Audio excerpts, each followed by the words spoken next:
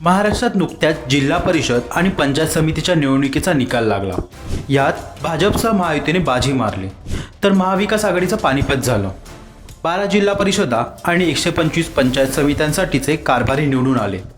जिल्हा परिषदा आणि पंचायत समित्यांच्या निवडणुकांना अनेकदा लहान मंत्रालय म्हटले जाते, कारण ग्रामीण विकासात या संस्था महत्त्वाची भूमिका बजावतात। गावातील रस्ते, पाणी, शिक्षण, आरोग्य, रोजगार आणि इतर विकास कामं या संस्थांमार्फत केली जातात।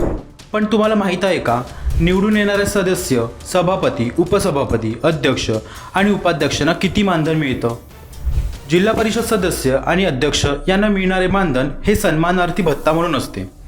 जिल्हा परिषद सदस्यांना दरमहा साधारण 10,000 रुपये मानधन मिळते। याशिवाय बैठक भत्ता 1,000 ते 2,000 रुपये प्रति बैठक वेगळा मिळतो। तसेच काही जिल्हा परिषदांमध्ये मतदारसंघात फिरण्यासाठी मासिक 3 ते 5,000 रुपये प्रवास भत्ता दिला जातो। जिल्हा परिषदेत अध्यक्षांना सर्वात जास्त मानधन मिळते। अध्यक्षांना दरमहा 20,000 रुपये मानधन दिले जाते, तर उपाध्यक्षांना साधारण 15,000 रुपये आणि विविध समिती सभापतींना 12,000 रुपये मासिक मानधन मिळते।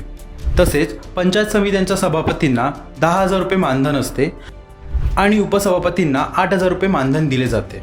हा व्हिडिओ कसा वाटला आम्हाला कमेंट करून नक्की सांगा आणि अशाच व्हिडिओसाठी आम्हाला फॉलो करायला विसरू नका। हर्षल जाधव, जय महाराष्ट्र न्यूज।